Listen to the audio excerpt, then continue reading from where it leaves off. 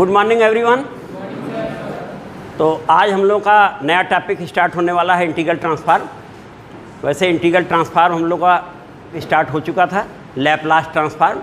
Laplace transform भी integral transform ही है ना, क्योंकि Laplace transform of function f t equal to integral 0 to infinity e power minus s t f t d t integral था ना बेटा। तो इंटीग्रल ट्रांसफार्म के बारे में पहले अब लिख लिया जाए और तब इसके बाद फिर नेक्स्ट उसमें हम लोग लेंगे फोरियर इंटीग्रल थ्योरम लेंगे और फिर फोरियर ट्रांसफार्म आएगा, Fourier sine transform, Fourier cosine transform, ये सब चीज़ें आएंगी। तो सबसे पहले बेटा हेडिंग डालना integral transform.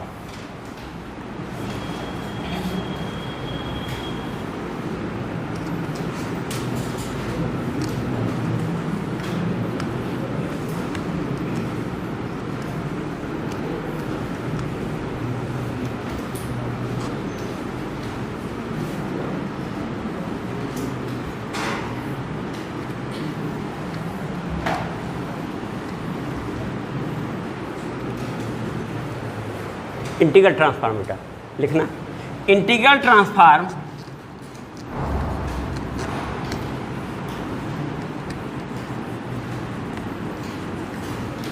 Of function f x of function f x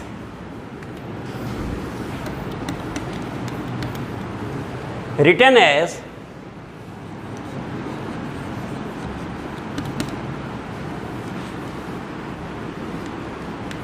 I f x बेटा, है ना, ये हो गया। लैपलास ट्रांसफार्म में हम लोग एल एफ टी बोल रहे थे, अगर फंक्शन ऑफ एक्स होता तो एल एफ एक्स बोलते। तो integral transform of function f x written as I f x with colonel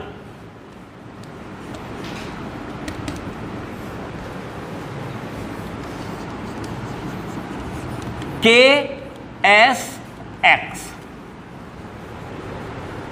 with kernel K s x. यहाँ एस क्या होता था, पैरामीटर होता था, याद है, जिसे वहाँ एस कहते थे वो एस वही है, और एक्स को लैपलास ट्रांसफार्म में टी बोलते थे। इसका नाम होता है कर्नल एस एक्स। तो हमने कहा integral transform of function with kernel s x भी कह सकते थे, written as I f x and defined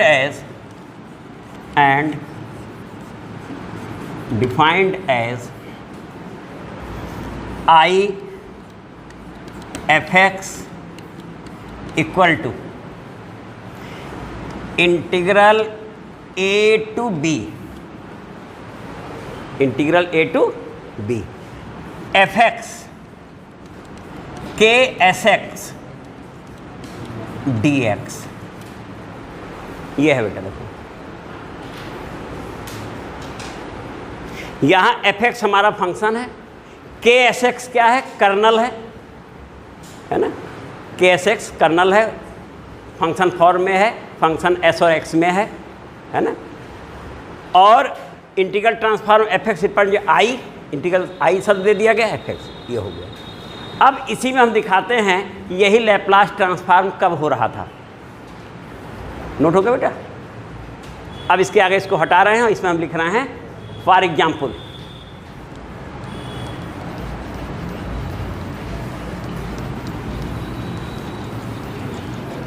कोई भी टॉपिक बेटा पढ़ा जाए तो कम से कम जितना आवश्यक है उतना उसके बारे में ज़रूर मालूम रहे।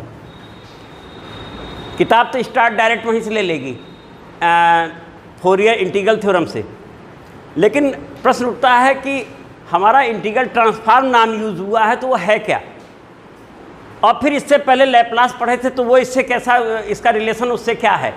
तो यहाँ से लिखो Laplace transform of f x, यही ना बेटा, equal to 0 to infinity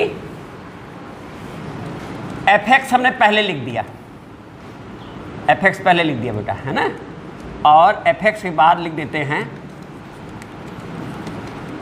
E power minus S x. देखो जब यहाँ टी था तो यहाँ टी था, याद है, और डी एक्स।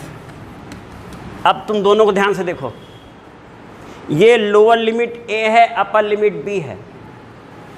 इंटीग्रल जो होता है a टू b में बाउंडेड होता है, ये नहीं उसकी डेफिनेशन है। तो a टू b है, तो यहाँ वो इंटीग्रल 0 टू इन्फिनिटी है। जिसे a कह रहे हैं वो 0 है, जिसे b कह रहे हैं वो fx, देखो वही है। लेकिन जिसे कर्नल sx कह रहे थे वो कर्नल sx कितना है, where kernel K s x equal to e power minus S x. Clear हो गया बेटा? तो इंटीग्रल ट्रांसफार्म में अगर कर्नल एस एक्स जो है वो ई पावर माइनस एस एक्स हो जाए तो वो हमारा क्या बन जाता है, लैप्लास ट्रांसफार्म बन जाता है। हो गया, नोट कर लो इसको, ये तो पढ़ा जा चुका है पूरा।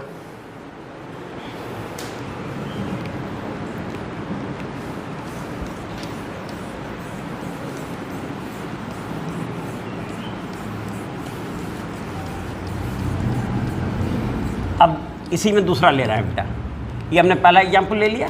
दूसरा फार, अभी पढ़ेंगे इसको हम लोग आगे, इस पर चर्चा होगी। Complex Fourier transform, far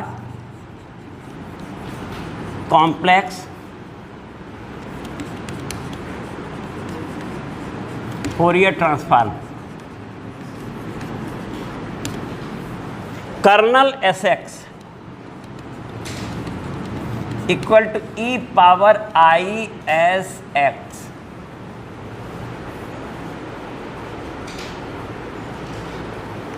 colonel s x equal to e power, ठीक है बेटा ना, आई एस एक्स। इसका मतलब हमारा जो कॉम्प्लेक्स फोरियर ट्रांसफार्म है उसे हम लिख सकते हैं Fourier transform of function f x equal to integral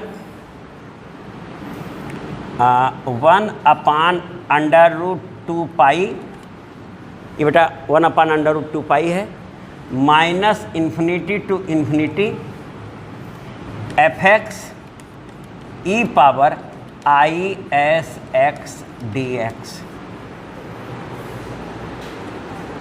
यानी जो अभी हम लोगों ने इंटीग्रल ट्रांसफार्म लिया था उसमें जो हमारा कर्नल है वो इतना हो जाए, लिमिट तुम्हारे सामने ही लिखी हुई है, ये चीज़ इतनी हो जाए। नोट कर लो बेटा, यानी सारी चेंजिंग किसकी हुई बेटा, केवल कर्नल की चेंजिंग हुई ना। इंटीग्रल ट्रांसफार्म में जो कर्नल हम लोग के एस एक्स बोल रहे थे, केवल उसकी वैल्यू चेंज होती जा रही है, हमारे ट्रांसफार्म चेंज होते जा रहे हैं। और लिमिट में भी तुमने देखा ए और बी वहाँ दिया था, उसमें लिमिट उसी हिसाब से हम लोग कि वो किस में बाउंडेड है उस हिसाब से चल रहा है। तो इंटीग्रल ट्रांसफार्म लैप्लास भी था, ये अभी हम लोग पढ़ेंगे आगे, इस पर चर्चा होगी। इसी में एक था फोरियर साइन ट्रांसफार्म और फोरियर कोसाइन ट्रांसफार्म। यहाँ हल्के वे में लिख ले रहे हैं, आगे तो डीपली लगेगा ही। तो नंबर 3 ले लेते हैं, फॉर फोरियर साइन ट्रांसफार्म। थोड़ा देखा रहेगा तो तुम जानते रहोगे चीज़ें हैं क्या। तो अगला ले लेते हैं, फॉर, हाँ बेटा, √2 पाई, वो दिख नहीं रहा ना।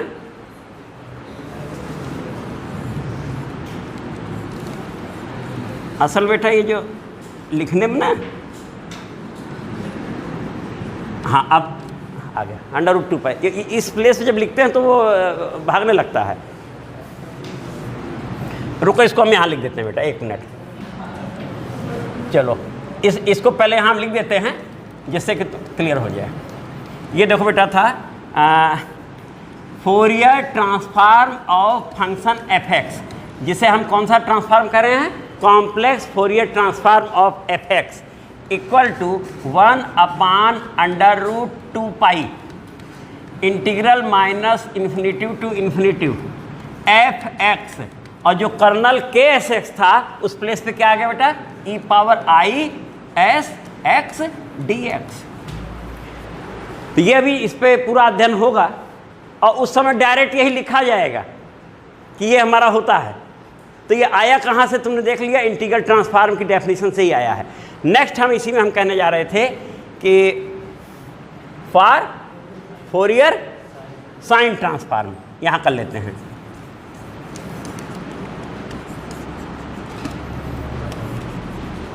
ट्रांसफॉर्म है बेटा ये, है ना, for Fourier sine transform kernel, ये कर्नल है बेटा ना, K s x equal to sine S x, इसे क्या बोल देंगे उस समय बेटा हम लोग, साइन एस एक्स। अब इतना जब देखे रहोगे तो आगे जब पढ़ेंगे तो आसानी हो जाएगी ना। E power minus S X Laplace, E power I S X complex Fourier, sine S X Fourier sine transform, और कास एस एक्स कर देंगे तो इतना तो एक बार में याद ही हो गया। लिमिट में है तो लिमिट उसी हिसाब से भी लिखने जा रहा है बेटा। तो हाँ, इसमें लिखना। अब इसका वाला जो फोरियर ट्रांसफॉर्म बनेगा, यहाँ पर हम लोग एस लिख देंगे। फोरियर कॉम्प्लेक्स ट्रांसफॉर्म में तो कुछ नहीं लिखे थे बेटा, एफ एक्स लिखे थे, लेकिन जैसे ही फोरियर साइन ट्रांसफॉर्म आया तो यहाँ एक सफिक्स एस लगा दिए, यही इंडिकेट कर रहा है कि फोरियर साइन, और ये हिस्सा बन जाएगा बेटा उस समय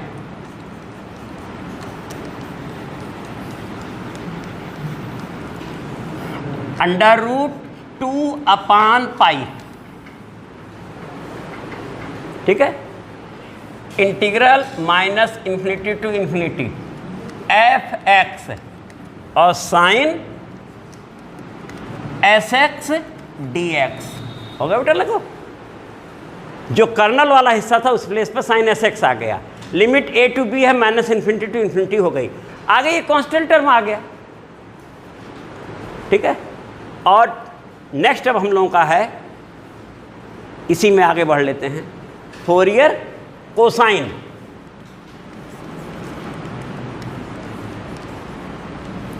फोरियर कोसाइन ट्रांसफॉर्म। तो कर्नल इसके लिए क्या हो जाएगा, कॉस एस एक्स। क्लियर है बेटा। तो इसके लिए हमारा कर्नल क्या बन जाएगा, कॉस एस एक्स। याद करना भी आसान हो गया। और सिंपली ये नोट हो गया तो इसी में बना दे, हम नोट हो गया बेटा सबका, इसी में बना दे। तो जहाँ एस लिखा था वहाँ क्या लिख देंगे, अब सी लिख देंगे। तो अब तुम्हें क्लियर हो गया, सी कॉम्प्लेक्स नहीं है, सी कोसाइन है। कॉम्प्लेक्स वाले में कुछ नहीं लिखे थे हम लोग, है ना, साइन ये कोसाइन और सब कुछ है सच। यहाँ क्या हो जाएगा बेटा, केवल कॉस हो जाएगा। तो ये बेटा इतना है, और भी होते हैं हंकल ट्रांसफॉर्म और भी हैं। तो जितना हम लोग पढ़ना उतने पे हमने चर्चा कर ली है, अभी डीपली इस पे अध्ययन किया जाएगा। हाँ, ये लिमिट ना, ये बेटा 0-2 है, इसमें साइन में भी और कोसाइन में दोनों में 0-2 है। लिमिट याद रखना है। 0-2 क्यों है, जब हम लोग इसमें इवन या ऑड वाली जब चर्चा होती है तो आगे वो जो ट्वाइस आता है, ये उसी की वजह से तो ये यहाँ कट के जो √2 था, जैसे तुमने रखा तो कॉस तुम्हारा कौन सा फंक्शन होता है, इवन फंक्शन होता है। उसके कारण यहाँ पर जब 2 आया तो 2 ने ये 2 काट के यहाँ √2 यहाँ आ गया था। और इसके लिए ये फंक्शन तुम्हारा ऑड रहा होगा और दोनों मिलके पॉजिटिव हो जाते हैं। उस वाले साइन के केस में अदरवाइज 0 हो जाता, जब हमारा ये फंक्शन साइन वाला था और उस समय भी यही स्थिति आई थी। इसका मतलब उस समय जो फंक्शन एफ एक्स था वो कौन सा फंक्शन था, वो ऑड था, f minus x equal to minus f x, और साइन ऑड होता ही है। दोनों मिलके क्या बन गए, इवन फंक्शन हो गए, जिसके कारण उसमें भी यहाँ ट्वाइस आया। तो ये 0 टू लिमिट क्यों बनी, रीजन जान के बेटा ना। लिमिट तो माइनस इन्फिनिटी टू इन्फिनिटी थी, लेकिन इवन फंक्शन होने के कारण आगे जब ट्वाइस आएगा तो ये √2 से काट के क्या बना देगा, यही बना देगा ना। कंसेप्ट क्लियर बेटा कैसे आया। नहीं तो ये होता कि ये जो, और अगर हम लोग वो लिखते तो 1/√2 ही लिखते। माइनस इन्फिनिटी टू इन्फिनिटी अगर लिमिट लगा के लिख भी दिए होते हम लोग तो 1/√2 तब लिखते।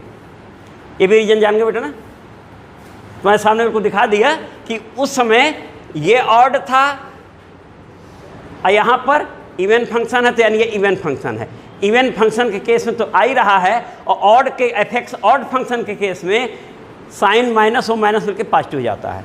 तो इसीलिए तुमने देखा होगा कोसाइन सीरीज इवन फंक्शन के लिए होती है और साइन सीरीज किसके लिए होती है? फोरियर सीरीज पढ़ते समय याद होगा, फोरियर सीरीज जब हम लोग पढ़ रहे थे तो half range sine and cosine series था बेटा ना, ऑड इवन की चर्चा वहाँ हुई थी, अभी यहाँ भी चर्चा होगी बेटा उसकी।